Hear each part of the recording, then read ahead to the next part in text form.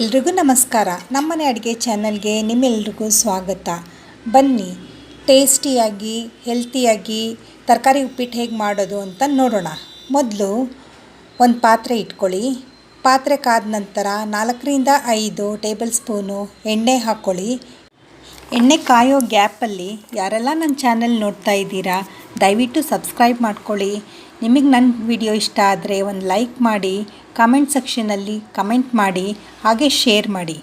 ಎಣ್ಣೆ ಕಾದ ನಂತರ ಸಾಸಿವೆ ಹಾಕಿ, ಸಾಸಿವೆ ಸಿಡಿದ ನಂತರ ಕಡಲೆಬೇಳೆ, ಉದ್ದಿನಬೇಳೆ ಒಂದು ಸ್ವಲ್ಪ, ಹಾಗೆ ಸಣ್ಣದಾಗಿ ಹೆಚ್ಚಿರೋ ಅಂಥ ಹಸಿಮೆಣಸಿನ್ಕಾಯಿ.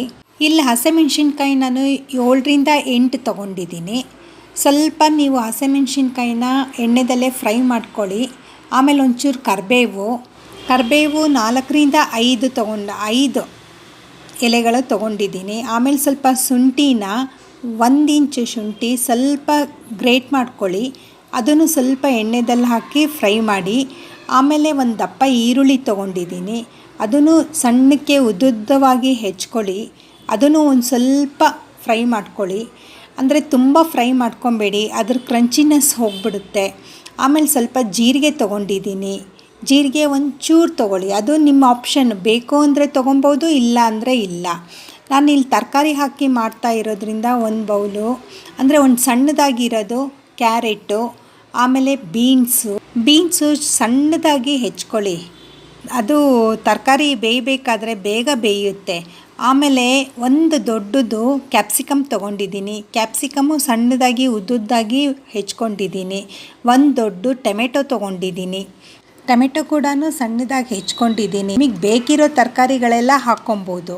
ನಾನು ಇದೆಲ್ಲ ಹಾಕಿ ಆ ಒಗ್ಗರಣೆದಲ್ಲೇ ಎಲ್ಲ ತರಕಾರಿಗಳು ಸ್ವಲ್ಪ ಹೊತ್ತು ಬೇಯಕ್ಕೂ ಬಿಡಿ, ಅದು ಒಳ್ಳೆ ಟೇಸ್ಟು ಕೊಡುತ್ತೆ. ಹಾಗೆ ನಿಮಗೆ ರುಚಿಗೆ ತಕ್ಕಷ್ಟು ಉಪ್ಪು ಹಾಕ್ಕೊಳ್ಳಿ. ಉಪ್ಪು ಹಾಕಿದ ನಂತರ ತರಕಾರಿ ಜೊತೆ ಹೊಂದ್ಕೊಳ್ಳೋ ಥರ ಸ್ವಲ್ಪ ಮಿಕ್ಸ್ ಮಾಡಿಬಿಟ್ಟು ಒಂದು ತಟ್ಟೆ ಮುಚ್ಚಿ.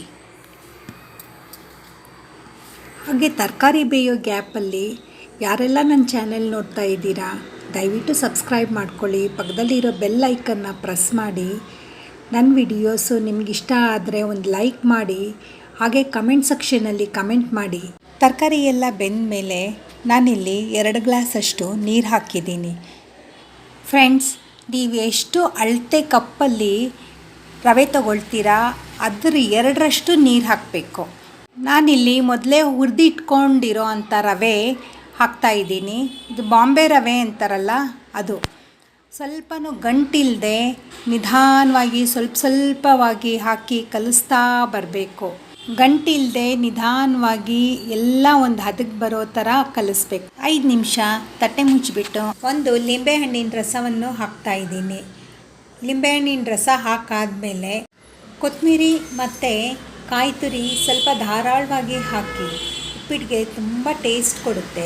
ಇಲ್ಲಿ ನಾನು 1 ಸ್ಪೂನು ತುಪ್ಪ ತೊಗೊಂಡಿದ್ದೀನಿ. ಉಪ್ಪಿಟ್ಟೆಲ್ಲ ಆದಮೇಲೆ ಅದ್ರ ಮೇಲೆ ತುಪ್ಪ 1 ಸ್ಪೂನು ಹಾಕಿ. ತುಪ್ಪ ಹಾಕಿ ಕಲಸಿದ್ಮೇಲೆ ಟೇಸ್ಟಿಯಾಗಿರೋ ಉಪ್ಪಿಟ್ಟು ರೆಡಿ.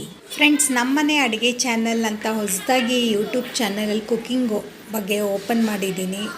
ದಯವಿಟ್ಟು ನೀವೆಲ್ಲ ನನಗೆ ಸಪೋರ್ಟ್ ಮಾಡಿ. ಇದು ನಂದು ಫಸ್ಟ್ ವಿಡಿಯೋ ಅಪ್ಲೋಡ್ ಮಾಡ್ತಾ ಇರೋದು. ಹೇಗಿದೆ ಅಂತ ಕಮೆಂಟ್ ಸೆಕ್ಷನ್ನಲ್ಲಿ ಕಮೆಂಟ್ ಮಾಡಿ. Thank you.